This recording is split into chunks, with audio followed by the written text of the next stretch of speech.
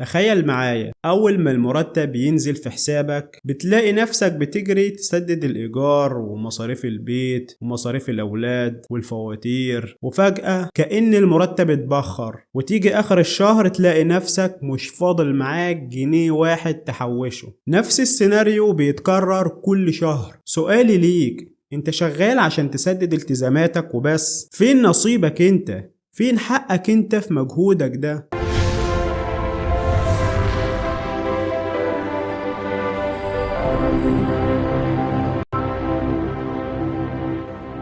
أهلا بكم في حلقة جديدة من حلقات فلوسك تحت السيطرة، وإحنا في الموسم الأول واللي بنتكلم فيه عن قواعد المال. والنهاردة معادنا مع قاعدة مهمة جدا، وهي قاعدة ادفع لنفسك أولا. ولو أول مرة تشوفنا ممكن ترجع للحلقات اللي فاتت، هتشوف وتتعرف على قواعد مالية مهمة جدا هتفرق جدا في حياتك، لأننا بنقدمها لك بطريقة سهلة وبسيطة وبدون أي كلاكيع. وياريت تتابع معانا باقي الحلقات، لأننا بنجمع لك خلاصة الخلاصة في فهم قواعد المال، وبنقدمها لك على طبق من ذهب.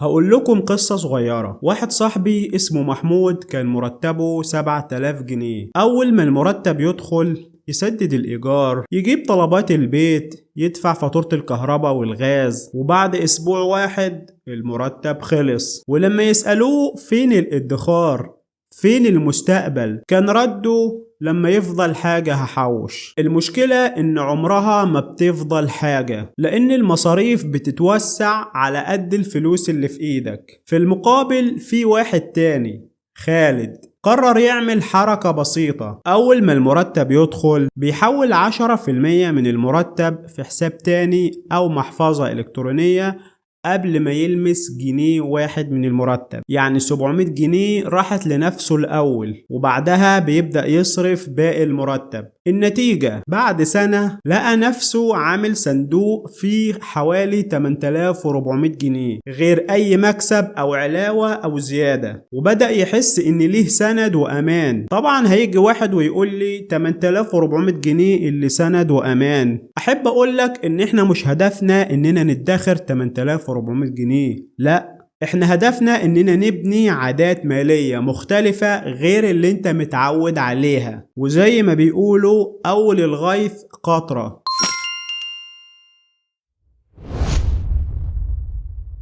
الموضوع مش محتاج معادلات ولا فلسفة، خطوات سهلة جدا. أول حاجة، حدد نسبة صغيرة من دخلك، حتى لو 5% بس. الفكرة في الالتزام مش في المبلغ. تاني حاجة، افصل المبلغ ده فورا. أول ما المرتب ينزل حوله على حساب تاني أو محفظة إلكترونية أو حتى خزنة صغيرة في البيت. تالت حاجة، اعتبره مصروف إجباري زي الإيجار أو الفواتير، ما ينفعش يتأجل أو يتشال. 4، جرب شهر واحد بس وشوف الإحساس اللي هيجيلك إن ليك فلوس باسمك محفوظة ليك ليوم احتياج.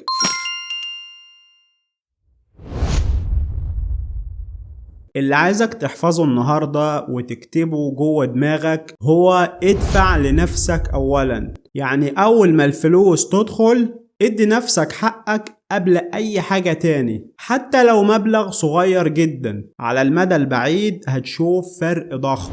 الموضوع مش إنك تحوش فلوس وخلاص، لكن الموضوع إنك تبني عادة صحيحة. العادة دي ممكن تحول حياتك المالية كلها. وفي الحلقة الجاية هنتكلم عن قاعدة مكملة للقاعدة دي، وهي ازاي تدير ميزانيتك بطريقة وبأسلوب يخليك تتحكم في فلوسك مش العكس. كان معاكم أحمد مبروك من فلوسك تحت السيطرة. أشوفكم على خير وإلى اللقاء.